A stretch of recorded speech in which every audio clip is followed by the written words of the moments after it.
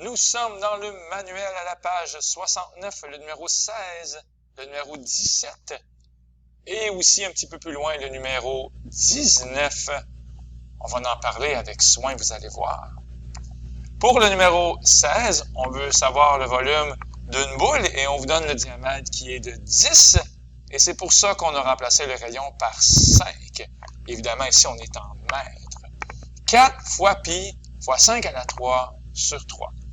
Et vous pouvez évidemment résister à la tentation de prendre la calculatrice trop vite. 5 à la 3, ça fait 125. Et 125 fois 4, ça fait 500. Donc, on a ici 500 pi sur 3. C'est ça qui donne environ 523,599, donc mètres cubes. À la deuxième question, on vous donne carrément le rayon, 7,2. On est encore en mètres. Oui, on est toujours en mètres au numéro 16. Donc, on a le volume et le volume à chaque fois, tout simplement.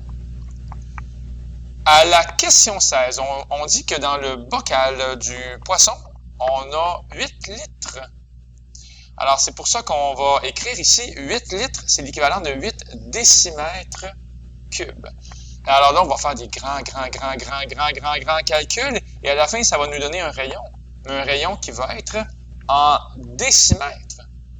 Allez lire la question. On veut l'avoir, nous, donc, en millimètres. Donc, peut-être qu'à la fin, il faut faire attention de ne pas se faire jouer des tours.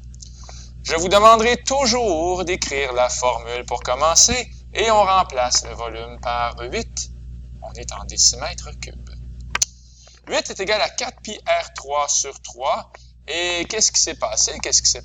Clairement, on a fait fois 3 ici et fois 3 ici. Les 3 s'annulent, il reste 24 est égal à 4 pi R3. Si on fait 24 qui est égal à 4 pi R3 et qu'on divise par 4 de chaque côté, on va avoir 6 qui est égal à pi R3. Dans le corrigé, c'est pas écrit exactement comme ça. On a comme sauté quelques étapes. On divise par pi, nous, si on veut. On doit le faire. Et en fait, si on fait 6 divisé par pi, c'est ça qui donne environ 1,910. Et ça, c'est évidemment lorsque les pi s'annulent, il reste donc r à la 3 qui est égal à 1,910 environ. Bien sûr, il faut faire la racine cubique et ça donne ceci, donc 1,241. On est en décimètres. Mais on se rappelle du piège. Il faut mettre ça, nous, en millimètres. On va bouger la virgule 2 fois. Des millimètres, c'est plus petit, donc il en faut plus. Il en faut 10 fois plus pour l'avoir en centimètres et 10 fois plus pour l'avoir en millimètres. Alors voilà, le rayon du bocal sphérique. Pour le numéro 19, ça, c'est les réponses, mais il y a une vidéo. Et ce que je vais faire, moi, je vais prendre cette vidéo-là que j'ai faite lorsque j'étais plus jeune, plus beau, plus naïf, et je vais tout simplement la greffer avec cette vidéo-là. Et cette autre vidéo que je vais greffer à l'instant, malheureusement, vous ne pourrez pas me voir la face. Donc, c'était une vidéo juste avec du son. Donc, est-ce que j'étais vraiment plus beau dans le temps? Évidemment, ça va être dur à dire. Alors, je vous dis tout de suite bye, mais continuez à écouter la vidéo quand même. Bienvenue, bienvenue. On est dans le manuel à la page 70, le numéro 19. Petite leçon de vie, petite leçon ici d'algèbre. Alors, pour une des premières fois peut-être, on ne vous demande pas de trouver le volume. Non. C'est pas ça la question ici. C'est pas toi qu'on veut. Le volume, on le donne déjà partout. Allô, volume. Encore, et le volume ici. On vous demande pas non plus de trouver l'air. Non, ce qu'on vous demande, c'est de trouver une mesure. Alors, c'est ça qui est à l'honneur ici. Trouve la mesure qui manque pour que le volume soit de 462 ou 1248. Bref, ici, ce qu'on cherche, x, et à chaque fois, ce qu'on cherche, ici, c'est une mesure de longueur ou de hauteur. Bref, une ligne, un segment, quelque chose qui est en une dimension. OK. Donc, allons-y. Et vraiment, je vous demanderais, quand vous faites des trucs comme ça, d'être super clair avec votre enseignant. À la lettre A, on vous donne le volume d'une pyramide. Ben, écrivez donc la formule. Ça va nous aider à vous aimer et à vous donner des points. Le volume d'une pyramide, c'est l'aire de la base fois la hauteur divisé par 3. En écrivant ça, c'est certain que tu n'auras pas 0. Le volume, on le connaît, 1248. Donc, je vais remplacer la lettre V ici. Toi, je te remplace par 1248. Une belle algèbre, s'il vous plaît. Une algèbre claire. Le égal, c'est pas pour être trop obsessif, mais quand il est en dessous de l'ancien égal, ça nous aide, encore une fois, à vous aimer. L'aire de la base, 18 fois 13, OK, on est capable de prendre ça, nous les profs de maths. L'aire de la base, 18 fois 13, fois la hauteur. Mais la hauteur ici, c'est x, c'est 3 qu'on cherche. Donc ici, je vais écrire, je pourrais écrire fois x, mais tout simplement, je vais écrire x comme ça, pour pas qu'il y ait un fois et un x, puis que ce soit un peu mêlant. Tout ça divisé par 3. Alors, d'étape en étape, toujours réécrire ce qu'on cherche. C'est x, il est là. Il y a plein de trucs qu'on peut faire. Hein? On pourrait faire 18 fois 13, et c'est d'ailleurs ce que je vais faire ici, ça donne 234. Et donc, 1248 est égal à 234 fois x sur 3. On peut faire 234 divisé par 3. J'ai l'impression que ça va donner un beau nombre rond. On peut également faire fois 3 de chaque côté. Dans les deux cas, tout fonctionne à merveille. On va obtenir 3744 égale 234x. Parce que ça ici, c'est disparu. Fois 3 divisé par 3, ça s'annule. Dans la joie. Et finalement, on divise par 234 comme ceci. Pour trouver x, qui es-tu toi? On va trouver une réponse de 16 cm. Alors voilà ici, c'est réglé. 16 cm, c'est la hauteur tant recherchée.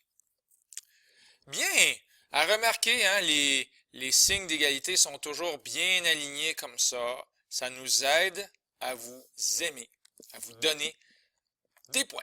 Et la lettre X qui est toujours là, elle n'est pas très loin.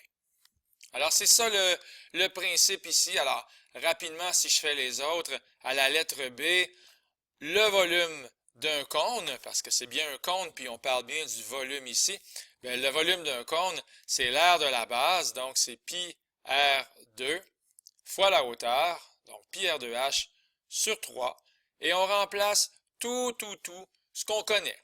Alors, le volume, je le connais, c'est 150 pi est égal à pi fois le rayon à la 2. Le rayon, c'est symbolisé ici par la lettre X.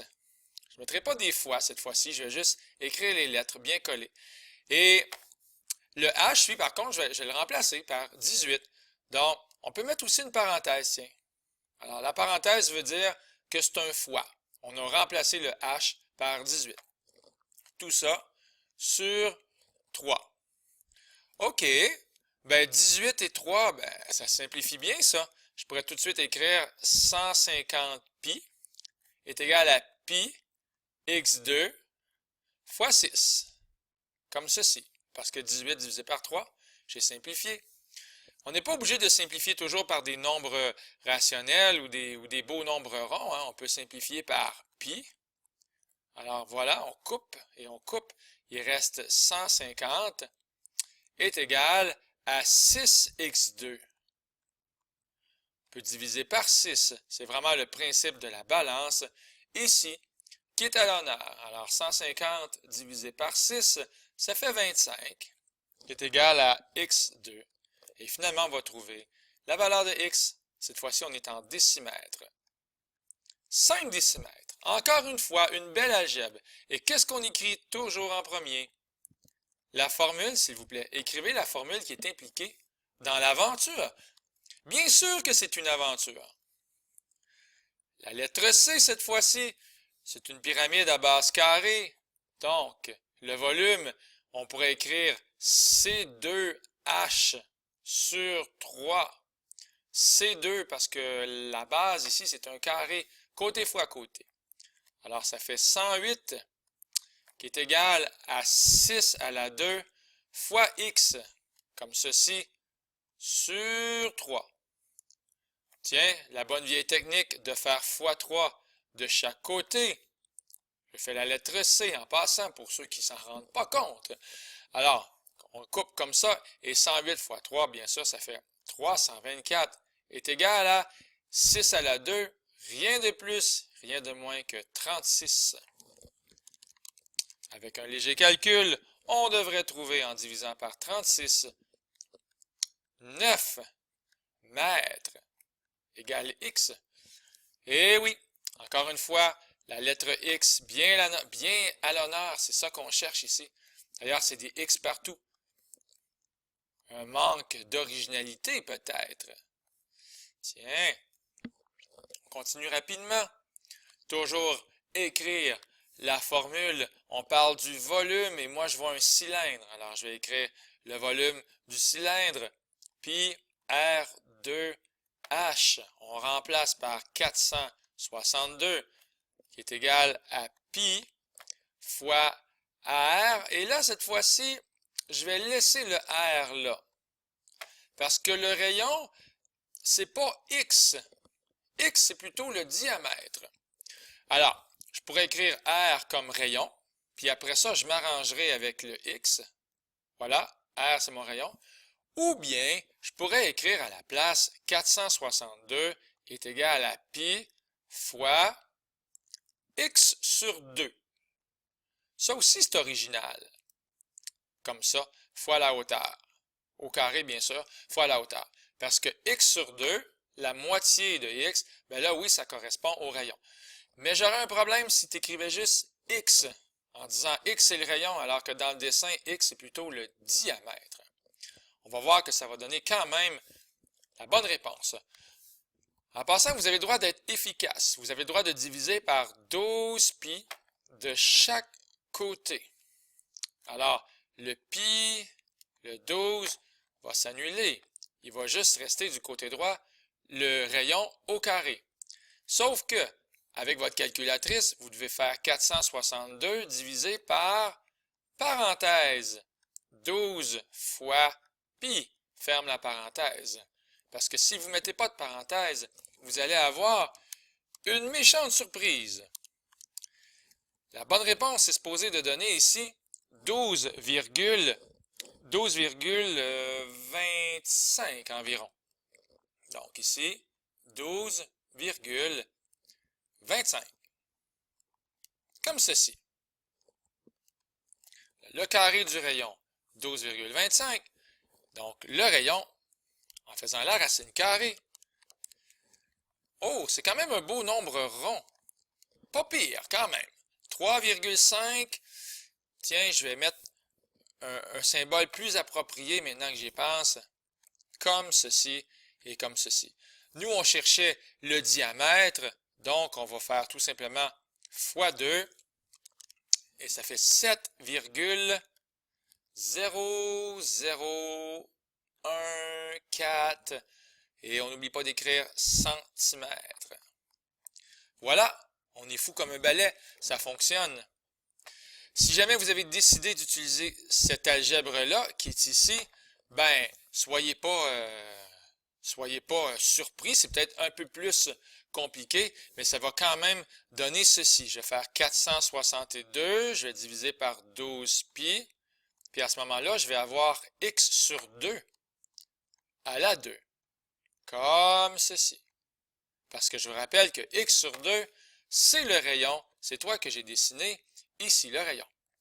Donc, on va avoir encore notre fameux 12,25, environ égal à x sur 2 au carré. Ensuite, en faisant la racine carrée, 3,5 est environ égal à x sur 2. Et lorsqu'on va faire fois 2, on va avoir x environ 7,0014 cm. Voyez-vous, ça fonctionne et la communication, j'espère, elle est excellente. Le volume d'une sphère à la lettre E, le volume d'une sphère, 4pi R3 sur 3. Alors, on va trouver le rayon, puis ensuite on fera fois 2 pour trouver le diamètre. Donc, 1150 égale 4pi R3 sur 3. Avez-vous remarqué ici, il n'y a pas de variable à part toi, le rayon. Le reste, c'est tous des nombres, comme 4, pi et 3. On peut faire fois 3 de part et d'autre pour se débarrasser de la division par 3. 3450 égale 4pi R3. Donc ici, les 3, c'est maintenant disparu. On peut diviser par 4pi, si on va faire ça d'un simple coup. On n'oublie pas, encore une fois, la parenthèse. Donc pendant que je vous parle, je fais diviser par parenthèse 4 fois pi. Ferme la parenthèse. On va retrouver 274,54 environ égal à R à la 3. Sauf que là, ce que j'ai besoin de faire pour trouver mon rayon, c'est une racine cubique. À vous de chercher la racine cubique sur votre calculatrice. Moi, ça me donne environ 6,5 cm. Comme ceci. Donc, 6,5 cm, ça c'est le rayon. Étant donné qu'on cherchait la valeur de x, qui est 2 fois le rayon, on devrait trouver environ 13 cm. Et pour terminer cette aventure algébrique, le volume ici, lorsque vous avez une boîte, là, un prisme à base rectangulaire, tout ce que vous avez à faire, vous pouvez tout simplement multiplier les trois dimensions. Donc, par exemple, la largeur, la profondeur et la hauteur. Pour les boîtes, ça se fait quand même assez bien. Et on peut faire un débat sur les lettres. C'est quoi la largeur? C'est quoi la profondeur? C'est une longueur? Mais quand tu mets des lettres comme ça, L, P et H, il n'y a plus vraiment de problème. Alors, 64 est égal à L, ouais, ou bien X. J'aurais pu mettre la lettre X dans le fond parce que ici, je parle de la même mesure. Ah, tiens. Alors, on va écrire X. Tiens, comme ceci. Donc, 64 est égal à x fois 4 fois 2. 64 est égal à 8x. On va trouver facilement x est égal à 8 cm. Centimètres? Oh, j'ai parlé trop vite. Décimètres. Voilà. Donc, ce que j'aimerais qu'on retienne de cette vidéo-là, c'est d'écrire toujours votre formule, de mettre le signe de l'égalité bien aligné, puis de faire de l'algèbre selon... C'est la cloche qui dit que la vidéo va se terminer dans quelques secondes, de faire l'algèbre selon les bons règlements. Alors, très important. Alors, ma petite signature, c'était Luc Allard pour le Collège Sainte-Anne qui vous dit au revoir.